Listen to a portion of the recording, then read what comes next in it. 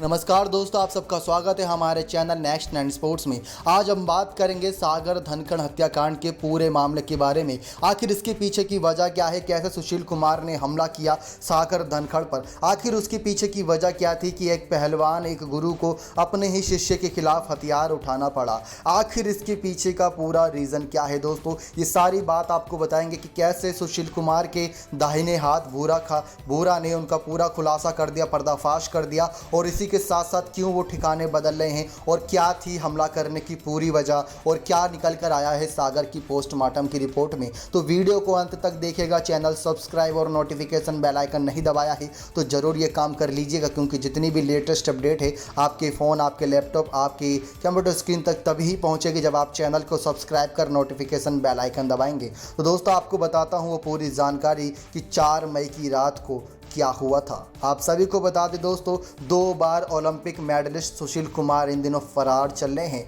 अपने ही स्टेडियम के युवा रेसलर सागर धनखड़ की हत्या के आरोप लगने के बाद से ही वे गायब नजर आ रहे हैं। अब यहाँ पर दोस्तों सबसे पहला एक बात सामने आती है, सवाल सामने आता है कि क्या सचमुच सुशील कुमार ने यह कांड किया है? क्या सचमुच सुशील कुमार इन सब के पीछे आरोपित हैं? क्या सचमुच सागर की जान सुशील कुमार के द्वारा ली गई है? दोस्तों इस बात का जवाब खुद सुशील कुमार ही दे रहे हैं, क्योंकि अगर उन्होंने ये सब नहीं किया होता तो वो फरार नहीं होते, यानी कि पुलिस की नज़रों से बचते नहीं नजर आते, बल्कि पुलिस के सामने आत्मसमर्पण कर देते। अब साफ पता चल रहा है कि सुशील कुमार का इसके पीछे कोई ना कोई हाथ है। इतना ही नहीं दोस्तों, हम तो सिर्फ बातों की ज़ुबानी आपको ये बातें बता रहे हैं, लेकिन छत्रसाल स्टेडियम यानी कि 4 मई की रात को जो ये घटना हो रही थी, जितनी भी लड़ाई झगड़े हो रहे थे उन सभी के बीच, वो सारी तस्वीरें, वो सारी वीडियोस कैद हो गई सीसीटीवी फुटेज में।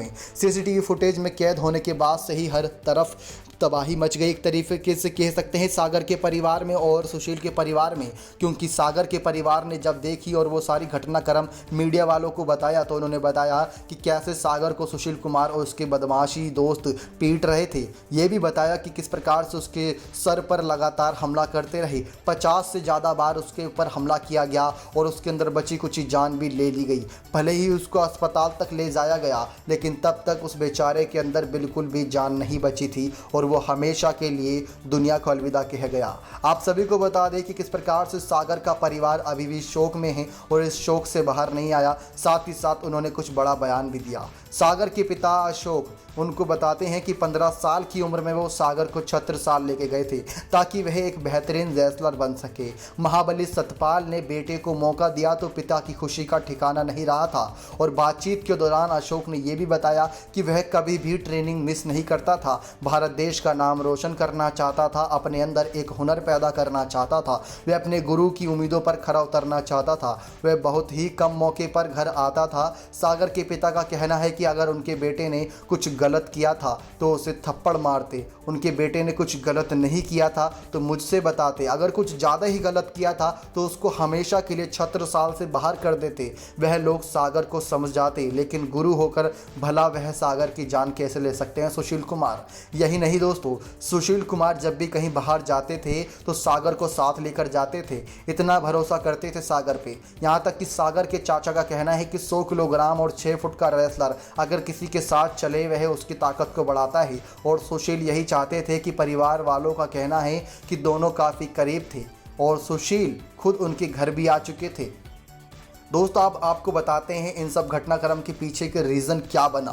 दरअसल दोस्तों छत्रसाल स्टेडियम से पास का घर खुद सागर को दिया था, यानी कि जो घर बना था सागर की जान लेने की पीछे की वजह वो सागर को खुद सुशील कुमार ने ही दिया था। उसमें किराए के रहने के लिए दिया था। छत्रसाल स्टेडियम के बहुत ही नज़दीक था। वह चाहते थे कि सागर भले ही बाहर रहे लेकिन वह छत्रसाल के ट्रेनिंग करता रहे। इसी घर को लेकर सारा विवाद शुरू हुआ। सुशील ने जब सागर को घर छोड़ने के लिए कहा तो पुलिस के मुताबिक युवा रेसलर अपने पूरे ताव में आ गया और बुरा भला कहने लगा अपने ही गुरु को। और वो छोड़ना नहीं चाहता था उस घर को, क्योंकि वो छत्रसाल के बिल्कुल नज़दीक था और काफ़ी कह सकते हैं वो शानदार था। इसी कारण सुशील कुमार गुस्से में आ गए कि मेरे सिखाए दाव पेच मुझी पे आजमाएगा, कैसे अपनी पूरी शेखी मुझ पे बगार रहा है। अब सुशील कुमार को ये बात नागवारा रही और अपने कुछ बदमाशी दोस्तों के साथ, या यूँ कहे पहलवानों के साथ, जो भारत देश के नाम रोशन करने के लिए पहलवान बने, इतनी शक्ति इकट्ठा करी, वो अपने ही दोस्त यार बंधुओं पर हमला करने के लिए मजबूर हो गए। और सागर की सारी शेखी ख़त्म करने के लिए सुशील कुमार ने 4 मई की रात को उस पर हमला कर दिया। हमला इतना बुरा था दोस्तों कि साफ साफ सीसीटीवी में देखा उसके परिवार वालों ने कि किस प्रकार से सुशील कुमार ने हमला किया, और साथ ही साथ ये भी बताया कि पोस्टमार्टम रिपोर्ट में जो कुछ सामने आया वो सभी को दंग कर देगा। तो दोस्तों दिल थाम के सुनिएगा कि पोस्टमार्टम रिपोर्ट में क्या कुछ निकल कर सामने आया। पोस्टमार्टम रिपोर्ट ये कहती है दोस्तों कि सागर की छाती को, यानी कि सिर्फ चेस्ट के एरिया के आसपास को छोड़ के हर तरफ उसके ऊपर हमला किया गया। हमला हाथों से नहीं, चाटों से नहीं, लातों से नहीं, घूसों से नहीं, बल्कि रोड, सरिये या यूँ कहे आसपास जो भी मिला उससे उस बेचारे पर हमला किया गया, जिसकी वजह से सागर की बुरी हालत हो गई। वहीं पर वो बेचारा लहूलुहान हो गया। और साफ देखने को मिला कि अगर हमला ऐसा होता है जिसमें थोड़ी बहुत बची कुछ जान होती है लेकिन खून ज़्यादा बह जाता है तो उसको बचा पाना बहुत मुश्किल होता है। ऐसा ही कुछ हमें देखने को मिला कि भले ही सागर को अस्पताल एडमिट कराया गया हो, लेकिन सागर के अंदर बची कुछ जान जा चुकी थी और वो हमेशा के लिए उस दुनिया को अलविदा कह चुका था। तो दोस्तों अब तक हमने आपको बताया कैसे पोस्टमार्टम रिपोर्ट और कैसे 4 मई का वो कांड, लेकिन आखिर अब कहाँ है फरहार मशहूर रेसलर पहलवान सुशील कुमार। दोस्तों अब आपको बताते हैं कि उनके दोस्त ने क्या बताया।